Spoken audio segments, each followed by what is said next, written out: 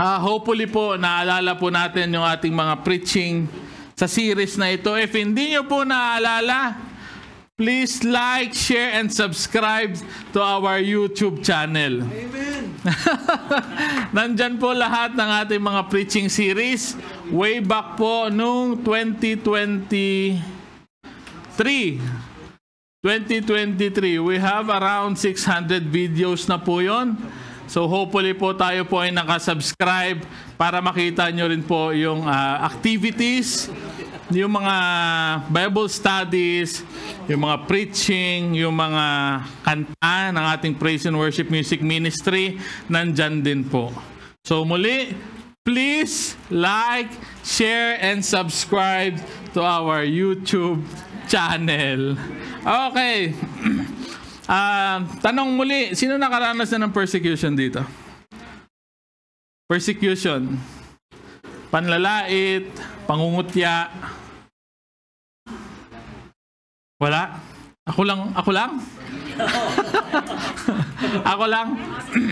Ako Bisaya, sa language natin, di ba? Kung ikaw ay Bisaya, normally, pag dating mo sa Maynila, anong normal na sasabihin ng Tagalog?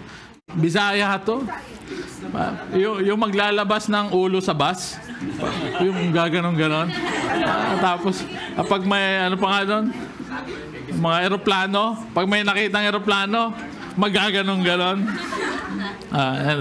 Those are ano naman yon sa hindi naman siya fully as persecution.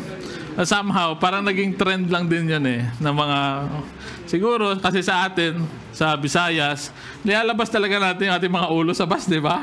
Wala tayong ano. Pero pagdating sa Manila, medyo parang hindi natin ginagawa doon. So, most of the persecution po, it happens din sa ating government, sa ating Senate. Nakita nyo naman ngayon, ang daming mga persecution, both sa minority at sa majority. Yun nga lang, when we say persecution, dapat alam mo kung ano yung tama. Hindi porket may tinatayuan ka at somebody throws stones to you, ay sasabihin mo na yung persecution. So because in a persecution, dapat nandun ka sa side na pagiging tama. Okay? So and also, sa gender po natin, yung persecution, yung nagiging ano ngayon, nagiging trend, nagiging popular na meron ng iba pang mga gender. So, if the persecution po, kapag yung panlalait is dito po para sa kanila, then that is not what we call persecution. Kasi yung original na ginawa ng Diyos is dalawa lang. So if merong persecution, dapat sila yung tatamaan, hindi sila. Because yun nga, sinabi natin kanina, the persecution, yung panlalait, dapat manggaling o yung binabato natin is nasa tama. So if you are on this gender, tapos kinutya ka, tinukso ka, nasaktan ka, sinabi mo persecuted ka, hindi. Bakit? Ang persecution always stands in the truth. Okay? And also, pag nag-post tayo sa FB, sa YouTube, nag-post tayo ng kung ano-ano, emotions man yan natin or whatever, tapos may nag-comment, nasaktan ka, tapos sinabi mo, I've got persecuted. Yung tanong doon, tama ba yung pinost mo? Saan ka magbabase ng post? Especially hindi ko po inaano lahat. I'm just quoting about the biblical na mga stands sa Facebook at sa YouTube. Marami po yan. Marami pong mga reason kung bakit pini-persecute or binabato yung something na post. If tama, meron pa rin niyang magbabato. If mali, may magbabato pa rin yan. Pero kung ikaw ay nasa katotohanan, whether babatuhin ka man, o may comment man dyan, o may reaction man dyan yung ibang tao, as long you are in the truth, you need to stand for that. Because alam mo, sa sarili natin, na tama yung pinost mo. Or tama yung video na napanood mo. Bibigyan pa po natin yan ng mas madetalye pa as we go along. Sa panambahan, meron din po yan. In every church, maraming problema. Maraming mga panlalait, maraming pangungutya, maraming mga pagbato, maraming mga persecutions na nangyayari. Not just sa leadership, not just sa membro, but as a whole. Sino pong may nalaman dito na problema sa simbahan? Marami po yun. Huwag po kayong mag-alala. Kung gusto niyo po i-explain namin, marami po yun. So as a church, normal po ang problema sa panambahan. Okay, huwag po kayong magtaka bakit may ganitong problema sa panambahan. It's normal. Walang simbahan na walang problema. Pag yung simbahan nyo walang problema, kulto yan. Okay. So, bilang isang membro ng panambahan, siyempre of course, bilang as a Christian, tayo ay pinili ng Panginoon. Tayo yung chosen among the crowd. Christians ka, or Kristiyano ka na, nakatanggap ka na sa Panginoon, sino ngayon yung nakaranas dito ng persecute bilang isang Kristiyano? Oh, grabe talaga. Wala kayong na, ano? Perfect pala kayo. Grabe, ah. Wala. Tandaan mo natin, sa Bible, all Christians undergo persecution. Maybe in different form lang. In different aspect. In different, style ng, Pero po, as a Christians, meron po yan. Okay? So the title of our message today was The Truth and the Joy Over Persecution. So mahalaga na makita o matagpuan natin ang ating sarili na mayroong subok na pananampalataya sa anumang sitwasyon. Meron po kasing mga bagay that we tried to assume, especially in our faith, na ay matatag na ako. Ay anumang bagyo, hindi ako matutumba. Pero nung sinubok ka na, hindi ka nga makapunta ng simbahan, hindi ka nga makapag-pray, hindi ka nga makalapit sa Diyos. So it's better or it's best na makita natin yung ating sarili na mas maging faithful tayo whether may problema man o wala. But most especially kapag sinusubok tayo, hopefully makita natin yung ating sarili na nananampalataya pa rin sa ating Panginoon. Amen? So as a persecution, marami po siyang mga synonyms, marami siyang other forms. Rejection, yung pagtagalog po nun, yung pagtanggi. Ridicule, yung pagkutya. Humiliating, pag-aalipusta. Insult, panlalait. Accusation, pag-aakusa.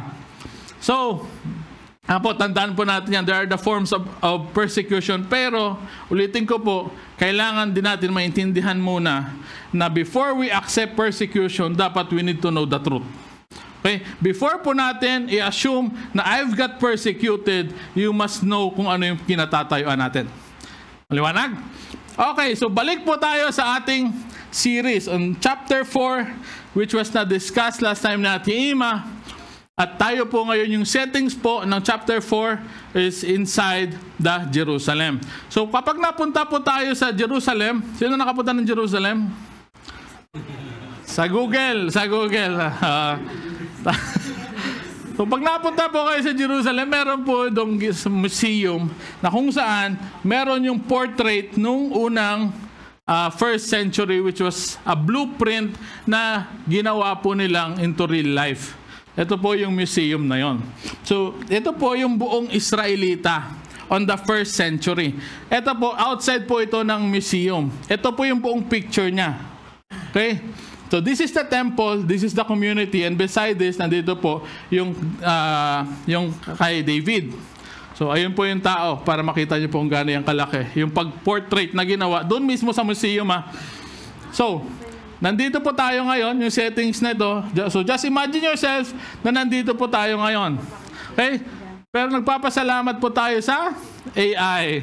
So, yung AI po ay tumutulong sa atin para mapaganda, magkaroon ng mas emphasis ba? Yung HD, kumbaga.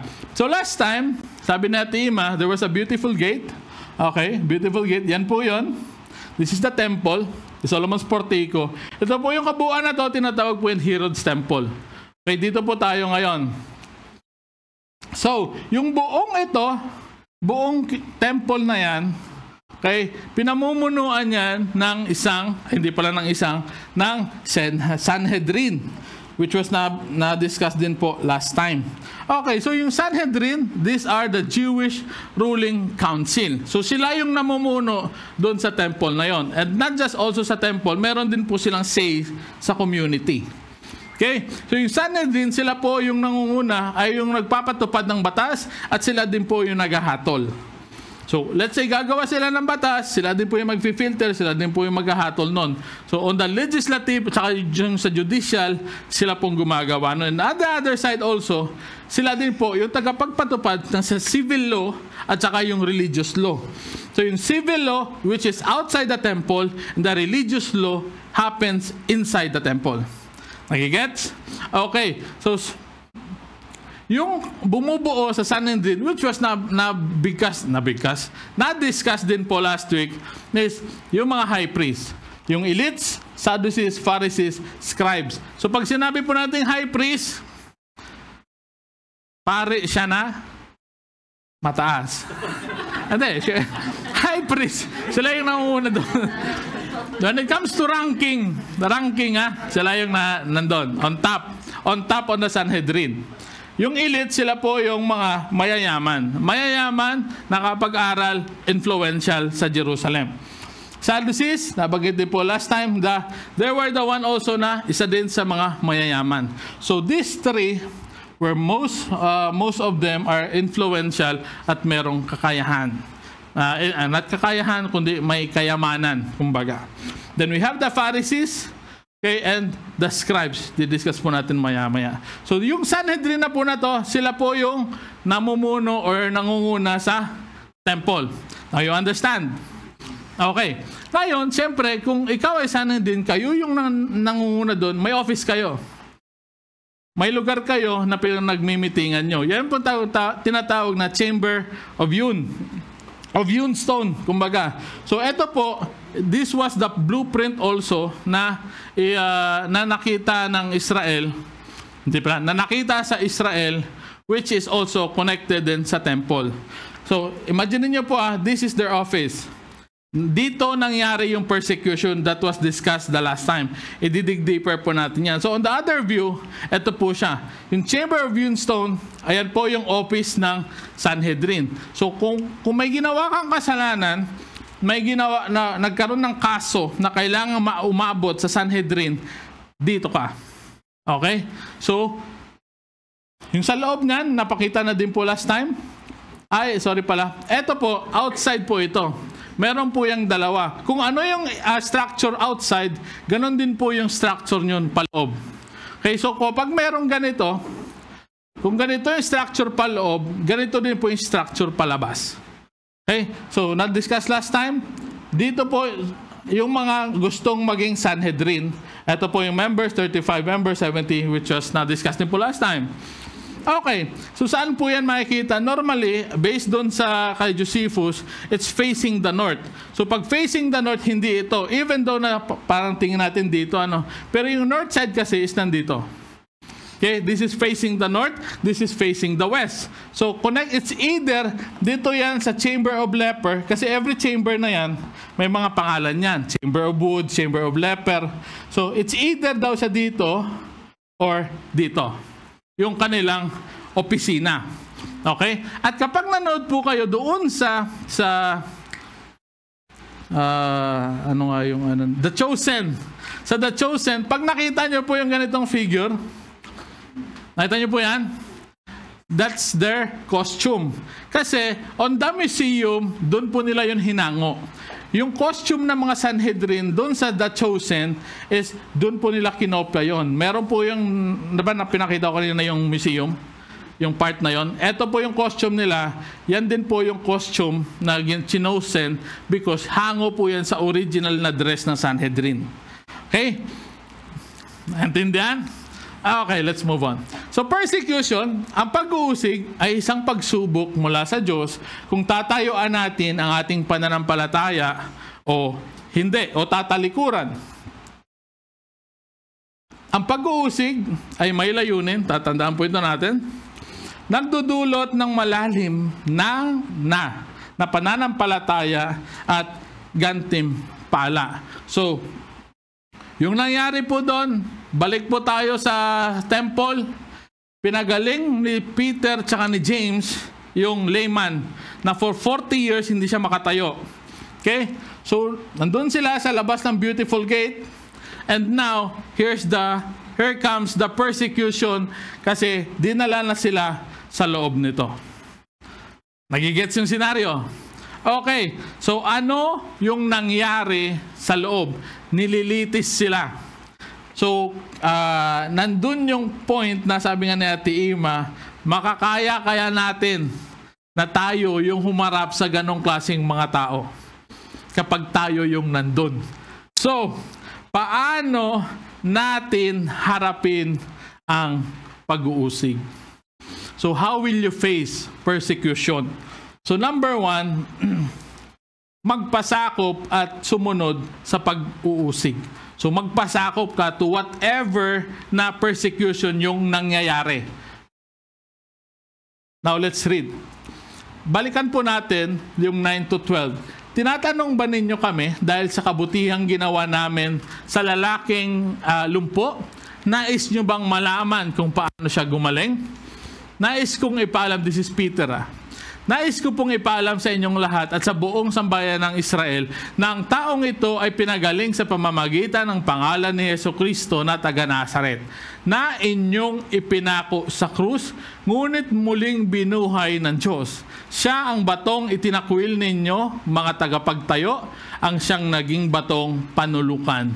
Walang sino man ang makapagliligtas sa atin kung di siya lang, sapagkat walang ibang pangalan sa ilalim ng langit na ibinigay ng Diyos sa mga tao upang tayo'y maligtas. Narinig niyo po kaninang Cornerstone na kanta? Naintindihan po ba natin yon? It would be difficult for us na hindi mo siya mananamnam unless you know what is the cornerstone. In a certain building, ganito po, halimbawa po natin. Yung 4 na sulok na po na yan, 1, 2, 3, 4. Okay? Hindi pala. Ganito na lang. Nung AD 70, sinalakay po ang Israel ng Babylonia, ng Assyrian Empire. Nasira po lahat ito. Nasira yan. Nasira yung building na yan. At yung tanging natira ay yung tinatawag at kinanta nating cornerstone. This is the part of the cornerstone na natitira na lang. Yung Solomon's Portico na yan, sira po lahat yan. At yung but there are very small na lang. Ganitong parte na lang yan, yung natira pa, na hindi pa nasira. So yung cornerstone, kung merong mang pinakamatibay na parte sa isang building, yun yung haligi. Tama? Yun yung naging foundation. At yun yung kinakanta natin, that Jesus is the cornerstone, na masira na tong lahat, pero Jesus was the foundation. Kaya hindi nasira yung building na to. That's why when we sing yung cornerstone, you will understand Jesus was the foundation na hindi masira-sira ng kahit kanino man. So, naiintindihan pa natin. Napakasarap po kantahin ng cornerstone if we understand na si Lord, pinersecute na siya, ang dami na niyang pinagdaanan, and still nakatayo siya doon. He was still firm, ganun yung foundation niya na hindi siya natibag, hindi siya nasira. At alam niyo po yun, yung pagiging Diyos niya ay ni minsan man, question man siya, pero hindi siya natibag. Kaya maintindihan natin, cornerstone, ito yung naging foundation, ito yung naging matibay na pundasyon ng isang Kristiyano. So you will appreciate the song, The Cornerstone. Forward po natin.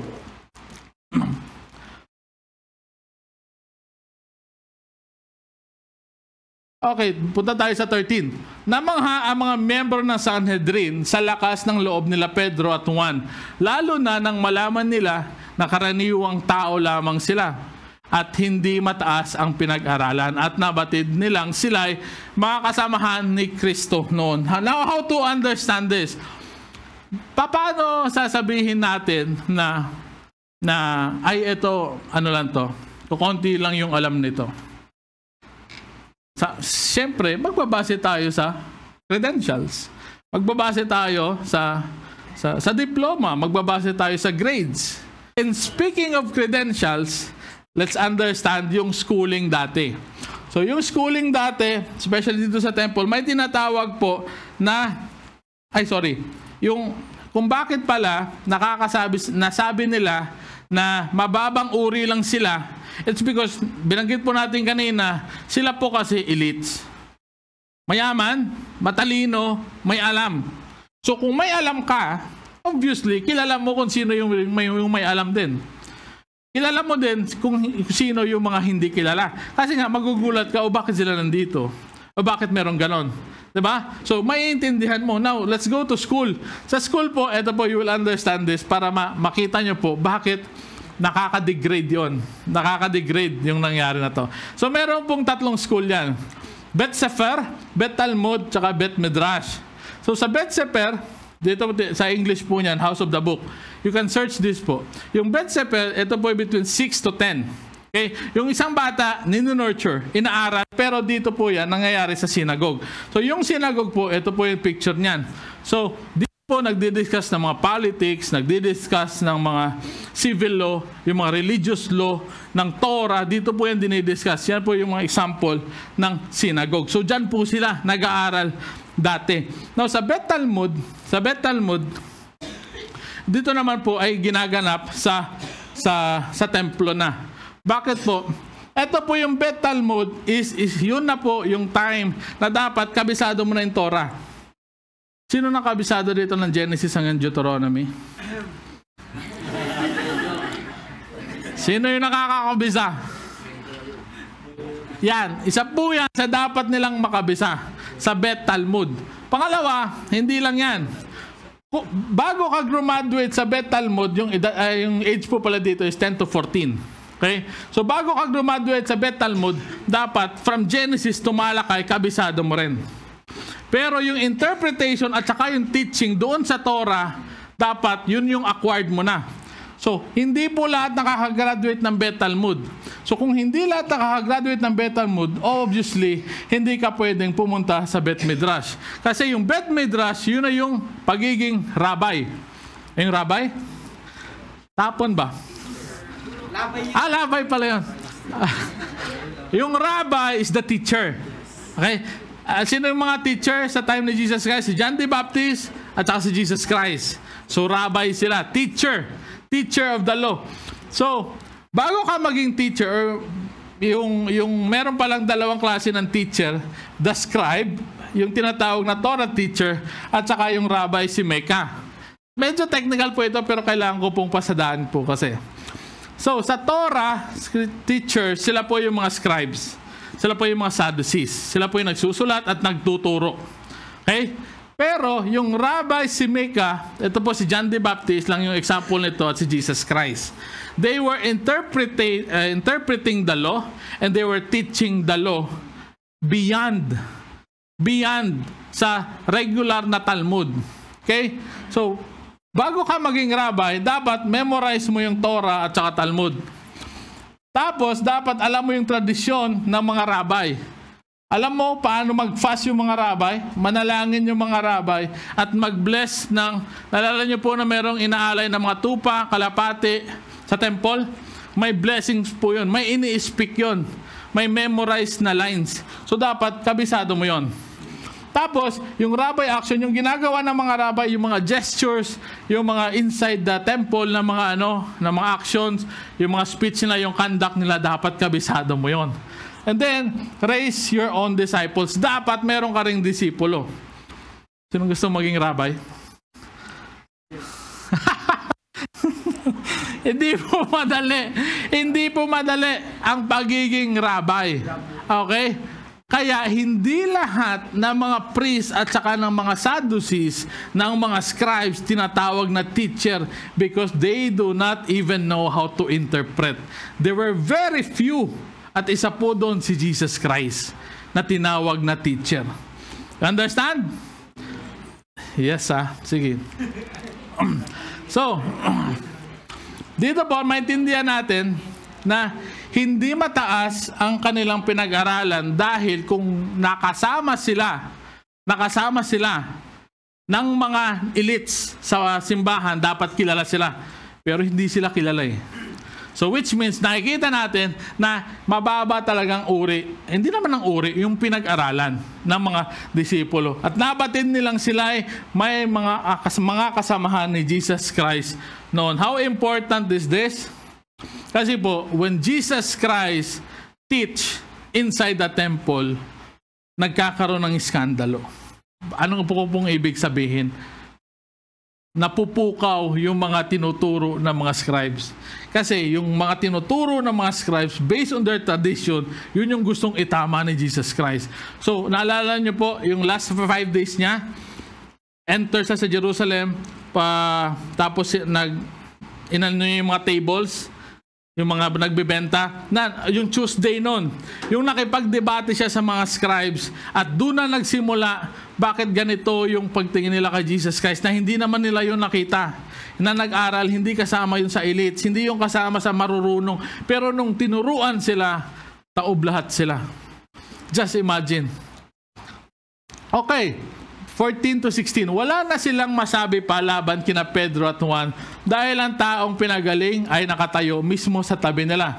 So syempre, kung ina-accuse kasi nila na in the name of Jesus Christ it was healed, ngayon paano mo ididepensa yun? Eh yung tao na pinagaling nila na wala ka namang any magic na ginawa, but in the name of Jesus Christ, nandyan sa tabi mo. Now, i-akusa mo pa ba yun? Kasi wala namang rules sa pagpapagaling.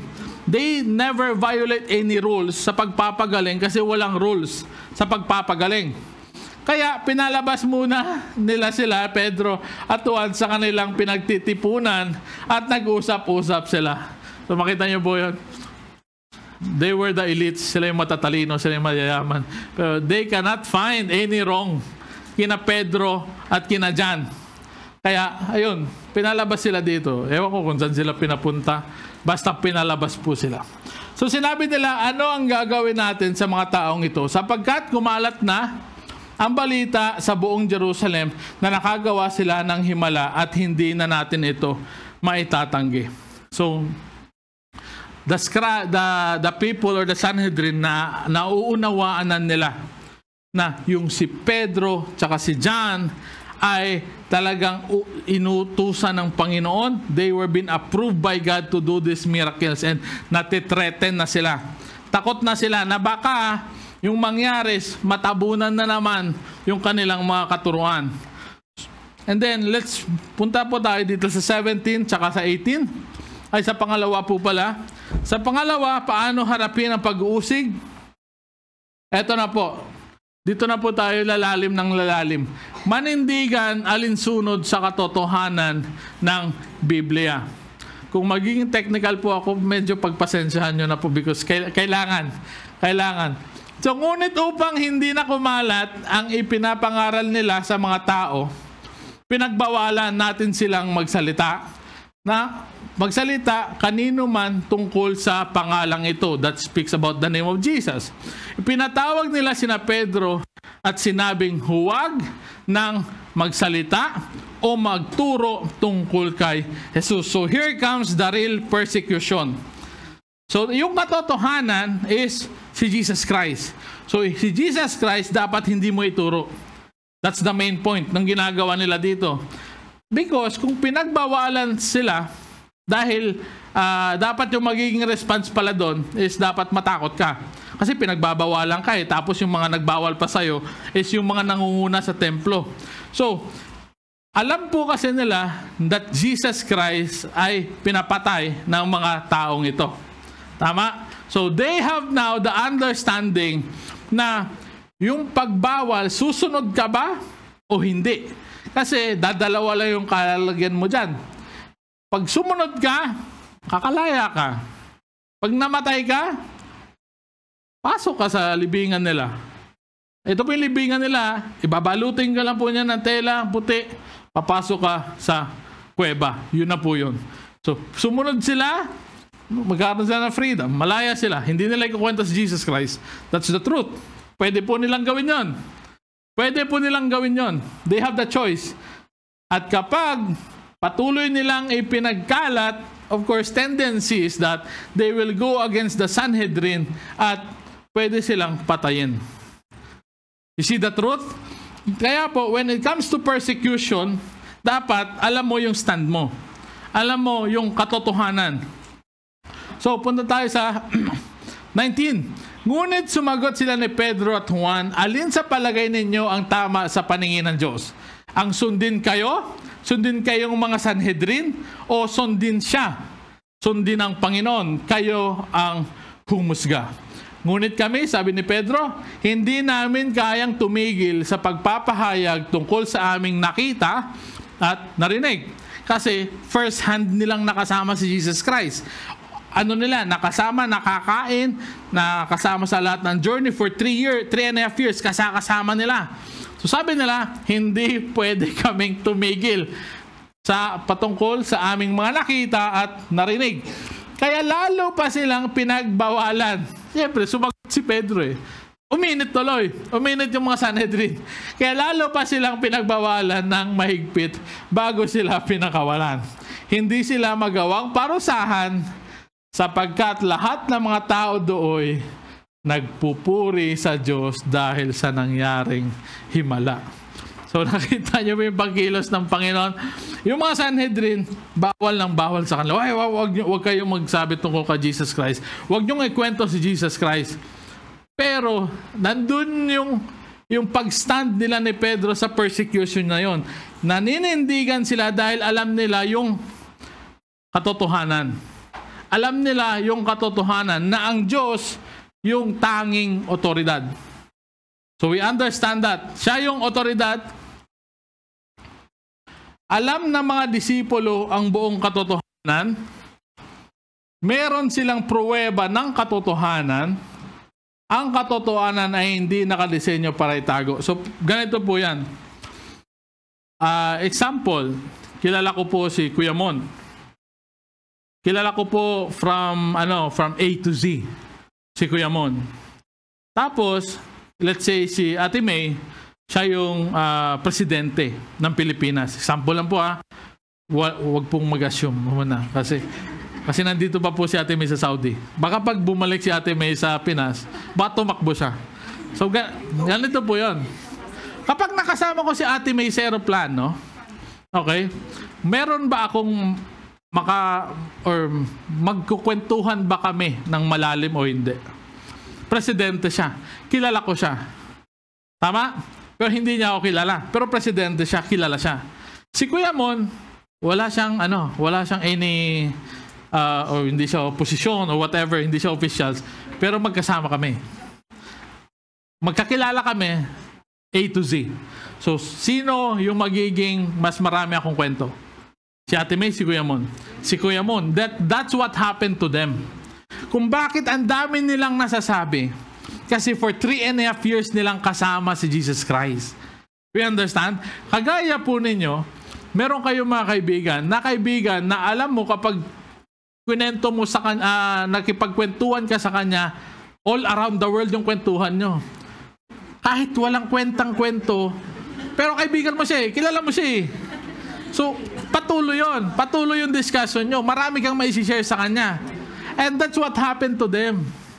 Kung ano yung pinakitang mga miracle ni Jesus Christ, kung ano yung turo, kung bakit hindi nila mapigilan yung kanilang sarili kasi kilala nila yung katotohanan at alam nila si Jesus Christ. Nagigets? So as a response, bago kumilos o manindigan, siguraduhin tama ang nalalaman. Tama? So tayo po dito, before we stand on something, before we defend on something, na sa tingin natin, tama tayo. Na sa tingin lang natin let's also try to seek other options or other advices. Tama nga ba yung pinaninindigan mo o hindi? Baka nag-a-assume ka lang na nung pinersecute ka, sa tingin mo, ikaw yung tama. Dito po sa event na to, pinapakita sa atin na siguraduhin natin na tama yung nalalaman. Hindi pwede na stand ka ng stand dyan, depensa ka ng depensa, na binato niya ako, kasalanan niya. Hindi mo naman pala alam, in the first place, mali din pala yung pinaninindigan mo. Intindihan po natin? So intindihin na ang katotohanan ay hindi magdudulot ng panghihina, kundi magdadala ng katatagan. Because Jesus Christ is the one who is strengthening us. At kung alam mo na tama yung paninindigan mo kay Jesus Christ, wala kang ginagawang shortcut, wala kang ginagawang behind na mga kamalian or anomalya, 100% magdudulot yon ng katatagan sa'yo. Last, ang katotohanan ay hindi kinakahiya kundi pinoproklama. In this persecution, hindi sila natigil ng mga Sanhedrin. Tayo kaya, nakapag-share ba tayo sa ating family? Nag-send tayo ng verse. Sino mag-explain nun? Nag-send ka lang ng verse. Alam mo naman na yung family natin is hindi din nagsisimba. Example lang po. Example lang. Send ka ng video. Send ka ng magagandang verses, magagandang quotes, biblical quotes. At ikaw na alam mo na ikaw yung may alam nun. Nag-send ka lang, o hindi mo man lang ipa-follow up, hindi mo man lang tatanungin, pinanood nyo ba ito? Wala ka man lang response in sending those things, then meron kulang. Diba? As a Christians, as a part ng mga ganitong mga sitwasyon, as we proclaim, dapat there's also a sense na tanungin mo rin, yung feedback ba? Yung feedback, kung ano na yung nangyari, nag-send ako ng verse, enough na yon. I don't think so. Because alam po natin, yes, sometimes it happens that God moves in a miraculous way na bigla na lang nababago yung family natin. Doesn't happen all the time.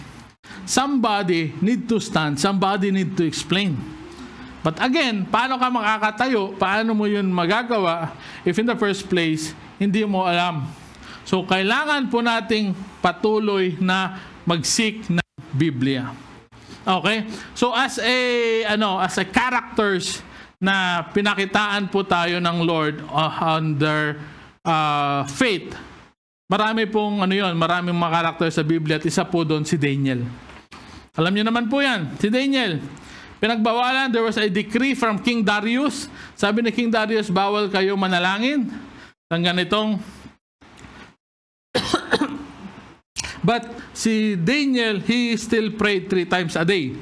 So, he faced, hindi po ito, this is just a description na nag-pray si Daniel sa harap in facing the Israel. So it doesn't mean na tama yung mga Muslim because they facing the Makkah. Hindi po ganun yun Hindi po ganun yung concept nun.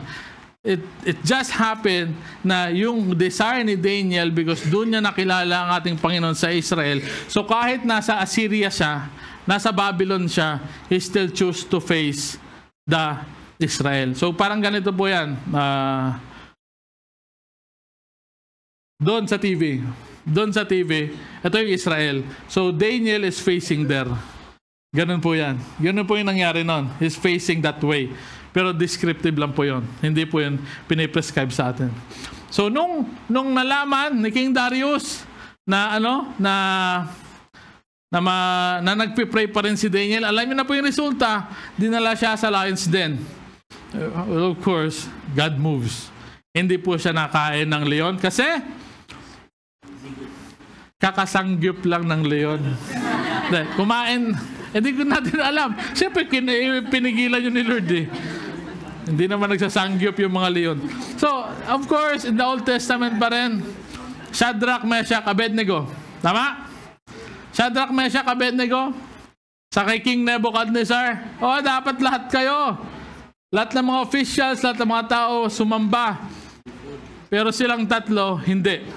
Anong resulta? Sa penalty ng kanilang disobedience? Fire furnace. So, nilagay sila doon. Pero again, this is makikita po natin standing on the truth. Despite of the persecution, nanatili silang matatag. So, sinunog sila, pero yung description sa Bible ni isang usok, ni isang parte ng damit nila, hindi nasunog. So, try nyo po. Gagawa tayo ng kugon. Ay, biro lang. So, naiintindihan nyo po yung katatagan nila. Okay. Kaya anong gagawin sa oras ng pag-uusig? Ipahayag pa rin ang katotohanan na siyang dahilan ng pag-uusig. Tumayo ng buong tapang at manampalataya anuman ang kahinatnan. So hopefully, magawa natin to. Hindi man to the extent na talagang sobrang firm tayo. Hindi naman to the point na nagiging boastful na tayo. But with the humility of the heart ba, yung pagpapakumbaba ng ating mga puso na makita natin yung ating sarili that despite of the persecution, nandun pa rin tayo na natili sa katotohanan. So number 3, magpuri at magpasalamat sa Panginoon. So, eto din, sana makita din natin yung ating sarili na despite sa mga napapagdaanan nating mga persecution, nagpupuri pa rin tayo at nagpapasalamat. Sino po yung nakakagawa?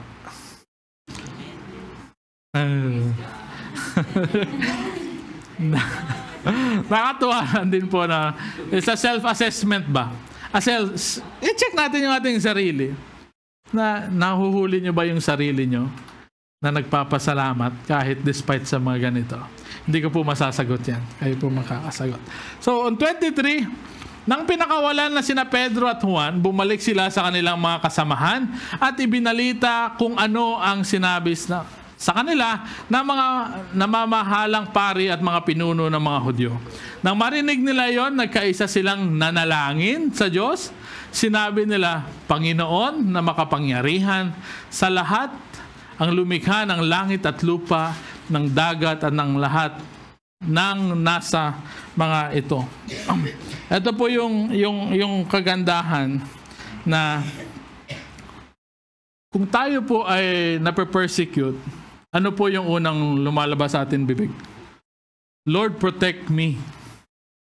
Lord, ilayo mo po ako sa ganitong sitwasyon. Lord, sana ganitong mangyari. Pero iba. You see the difference? Panginoon na makapangyarihan ng lahat, ang lumikha ng langit at lupa, ng dagat at ng lahat ng mga ito. Nakita niyo po yun? They understand kung ano yung value ng Panginoon. They understand kung gaano kabigat na meron kang Diyos na hindi mo dapat unahin yung sitwasyon, alam niyo po yun, na na-persecute ka. Kasi dito po, pinapakita sa atin how we should respond. Dapat maintindihan pa rin natin that despite of the persecution, the Lord always do His work behind the scene. Hindi man natin nakikita, pero kumikilos ang ating Panginoon. So, pang-apat is manalangin para sa mas malaking katatagan. Now, explain pa po natin. On 29, at ngayon, Panginoon, tingnan nyo po kung paano nila kami pagbantaan. So, bilang isang tao, nandun na siya sa part na, Lord, nakita mo yung sitwasyon. Lord, ito na yung nangyayari ngayon. Here's the line. Tulungan nyo po kami na inyong mga lingkod na maging matapang sa pangangaral ng inyong salita. So, kung tayo ay nasa persecution na estado, magagawa pa natin ito. Makasasabi pa natin, Lord, bigyan mo pa po kami ng tapang. O yung ipipray natin, Lord, tulungan mo kami na makaiwas. Lord, tulungan mo kami na hindi na ito mangyari sa amin sa sunod. Diba? If fear is in their heart, they will mention, Lord, keep us safe. Lord, protect us from the enemies. Cover us from this persecution. Tama. Kita natin ating sarili dito. Sa trabaho na lang, kapag pinagalitan tayo, kapag nagkaroon tayo ng diskusyon sa someone na mas mataas sa atin, mas mababa sa atin, minsan nauhuli natin yung ating sarili dito. We cannot, minsan mahirap nang makita yung ating sarili na mas pinipili natin na mag-seek sa presence ni Lord. Alam niyo po yung, hindi ko siya ma-explain. Wait. Kapag tayo po ay nagkakaroon ng problema sa trabaho, okay? Nagkakaroon tayo ng problema, the first lapit sa kay Lord, especially sa mga nagpipray during sa mga tampuhan at away at conflict sa trabaho,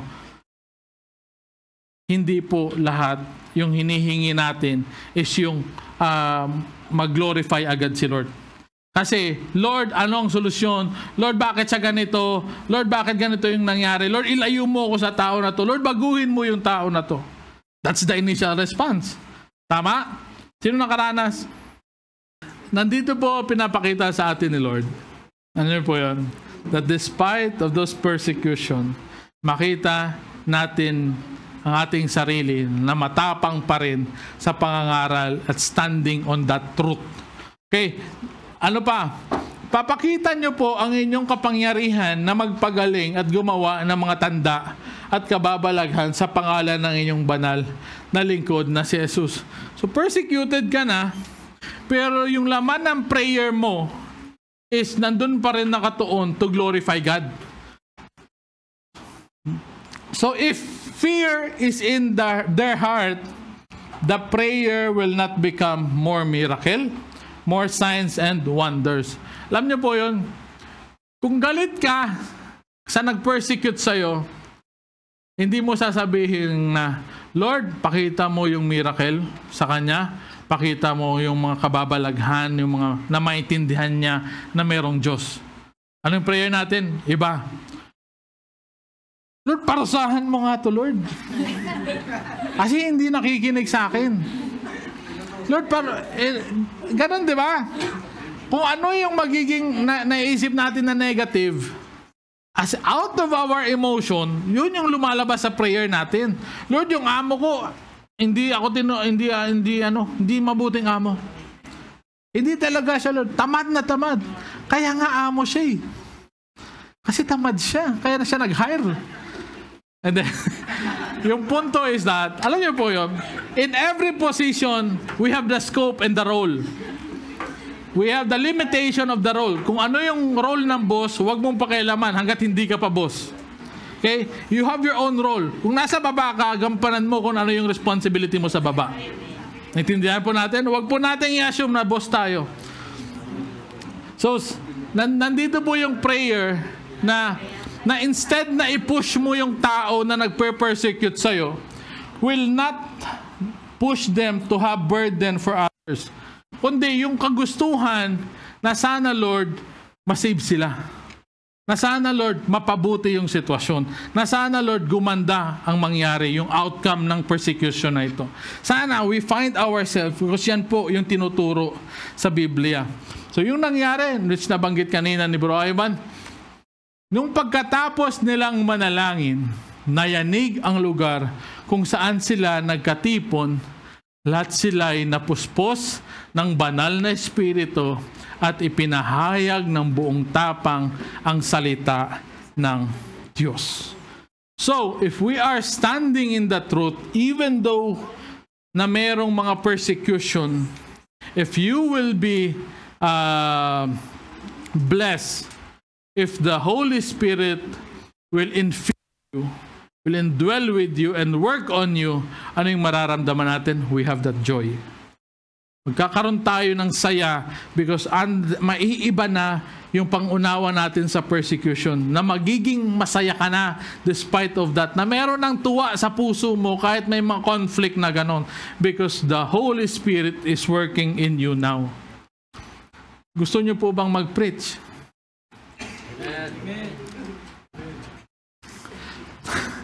Hindi maiwasan ang pag-uusig sa pangangaral ng Ebanghelyo. Ulitin ko po hindi maiiwasan ang pag-uusig sa pangangaral ng Ebanghelyo, especially sa mga nangangaral ng totoo. Sa mga nangangaral ng tama. Persecution for the people na hindi naman nagbabasa pero nagbi-preach. It's a wrong thing. I mean, tama yun na i-persecute talaga sila. Because we're destined. Yung mga false teacher, destined po sila na pumunta sa impyerno. Tatandaan po natin yun. That's the declaration of the Bible. Yung mga false teacher, yung mga maling nagtuturo, kailangan po silang itama because habang may panahon pa, let them know na mali yung kanilang sinasabi because nakadestined po sila papunta sa impyerno. So sa mga preacher po, madali ba mag-preach? Sa mga hindi nagpipreach, sa tingin nyo, madali tumayo sa gitna? Hindi. Gusto nyo masubukan? Si Paul, grabe yung kanyang napagdaanan. Pinalo siya ng mga sarili niyang kababayan. He was stoned to death. Binato siya. Nakakala nila patay na. Pero buhay pa rin si Paul. Imagine mo na lang pagkilos talaga ng Panginoon as He protect His preachers in standing on the truth. Nakulong siya. 3 beses siya nakulong, pero nung last stage niya na, bago niya sinulat yung 2 Timothy, after that, pinatay na si Paul. So 3 times siyang nakulong. Tapos nung bumabiyahe sila, ilang beses ito parati na nagkakaroon ng shipwreck. Ang shipwreck? Ano yung shipwreck? Shipwreck. Nasisira yung kanilang barko kasi nagkakaroon ng bagyo sa dagat. Ilang beses nangyari yun sa kanya. At yung purpose niya nga lang sana is mag-share ng salita ng Diyos. Pero dalas niya ito. And then, meron ding instance na sinusundan siya ng demon-possessed na tao. So, yung kanyang pinagdadaanan, binato, binugbog, kinulong, nagka-problema sa dagat, tapos may mga test pa ng mga demonyo sa kanya, but still, tumayo si Paul. Now, as we conclude, malalaman mo kung ikaw ay dumaan na sa matinding pagsubok at nanatiling matatag ang iyong pananampalataya, pakibasa ng blue.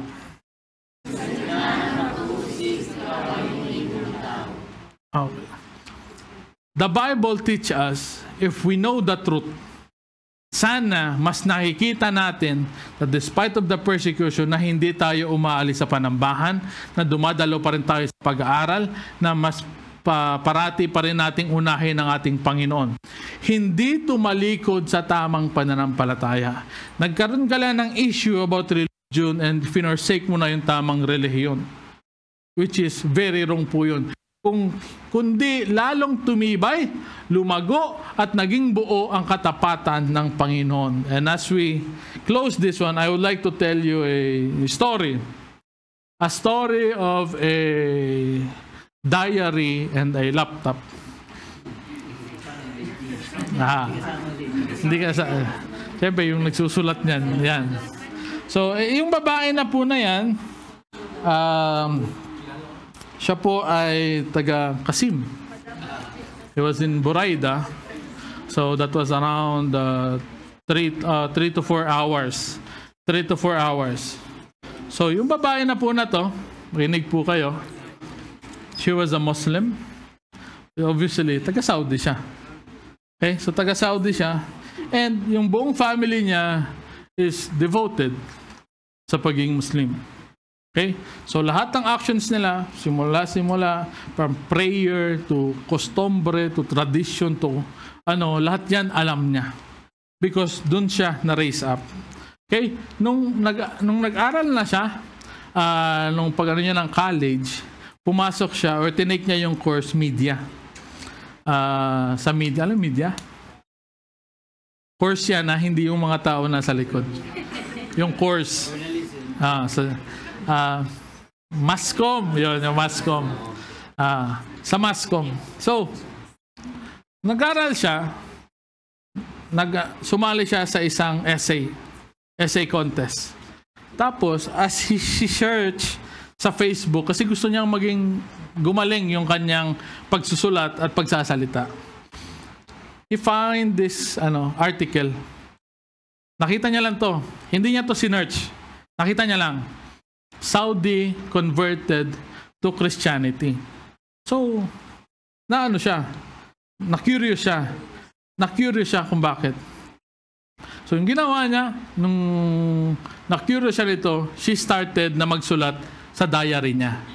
So yung sinulat niya sa diary niya, when I started reading the Bible, Jesus attracted me. I saw a huge difference between what I knew about Muhammad and what I was reading about Jesus. While I was reading the Bible, I felt that God was very near, that there were no barriers between us, and that I had no fears. What really attracted me to the Bible was Jesus' story. In my view, this is the greatest story of human history. Napakaganda, di ba, na isang Muslim na nakita niya ito. Sana tayo din. That the greatest story that we can ever share was about the life of Jesus. So, noong 2007,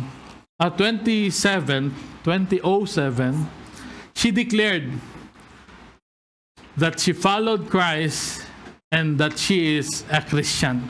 Sinulat na yon sa kanyang diary at sa kanya ding laptop. Ngayon, kasi meron siyang journal. So, nung naging Christian na siya, nag-reach out siya sa website na persecution.com. Persecution.com, which is, yung primary tagline is, the voice of the martyrs. So, yung mga tao na yon, they were Christians na nagpapalakas sa mga taong na-persecute. Okay? So, on this time, na nagkaroon siya ng mga friends all over the world. And as part ng pag-follow niya kay Jesus Christ, from Saudi to France, pinuntahan niya yon para lang mabaptize. Just imagine the effort. Kasi hindi siya pwedeng mabaptize sa family niya. Okay? So from there, just imagine yung travel niya. Dapat, kasi pwede naman siya dito pumunta, but sinabi niya na, dapat doon ako sa malayo. Kasi for my safety din, na malaman ng kanyang family. Pero, magpabaptize na po siya. Nung bumalik siya nung a year after, nung 2008, nalaman yon. Binuksan yung kanyang journey ng kanyang kapatid at binuksan yung kanyang laptop. So, yung nangyari, yung kapatid niya na yon, pinaalam sa buong community nila. So, yung buong community nila is nagalit sa kanya. So, yung nangyari doon that time, talagang in-isolate siya, kinulong siya, hindi siya pinakain. Tapos, nagsulat siya, nag-request siya sa kanyang kapatid, na okay lang ba, dalhin mo yung notebook, yung diary ko, tsaka yung laptop. And she wrote this. Sinend niya yon sa mga kasama niya doon sa The Voice of Martyrs. Don't worry, as the Lord is with me, He is my light and salvation. So from whom do I fear? Nakatuwa po na 1 year pa lang po siya. It was just 1 year converted. And then, sabi ng kapatid niya, i-renounce mo yung faith mo, tatanggapin ka namin. Bawiin mo yung pananampalataya mo kay Kristo, tatanggapin ka namin. And she said, no. Yung nangyari po doon, yung sarili niyang kapatid, yung bumugbog sa kanya until to the point na mamatay siya. Yung persecution na po ito was very tough for her, kasi in the first place, kabago-bago niya lang Kristiyano. Pero nanatili siya at tumayo. At isa sa mga sinulat niya nung na-publish na yung kanyang story is this. May the Lord Jesus guide you, O Muslims, and enlighten your hearts that you might love others. We do not worship the cross, and we are not possessed. We worship the Lord Jesus, the light of the worlds. We left Muhammad, and we do not follow in his path. We followed Jesus Christ, the clear truth. Truly, we love our homeland, and we are not traitors. We take pride that we are Saudi citizens. As to my last words, I pray to the Lord of the worlds, Jesus, the Messiah, the light of clear guidance, that He change beliefs and set the scales of justice rightly, and that He spread love among you, O Muslims. At yan po yung buhay ni Sarah Fatima Al-Mutairi. Namatay siya at the age of 26 years old.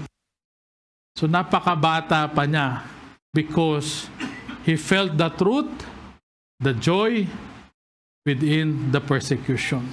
And he tinayuan niya yung kanyang pananampalataya. Kaya purihin natin si Lord sa mga tao na ito na nagbibigay ng encouragement sa atin na patuloy tayong manampalataya, tumayo sa ating pananampalataya. If you know the truth, huwag ka nang humiwalay pa. Pag alam mo yung katotohanan, stand on it. Be with those people na alam mo na sila yung may alam ng katotohanan. Stand on that, mga kapatid. So tayo po ay tumayo and let's pray.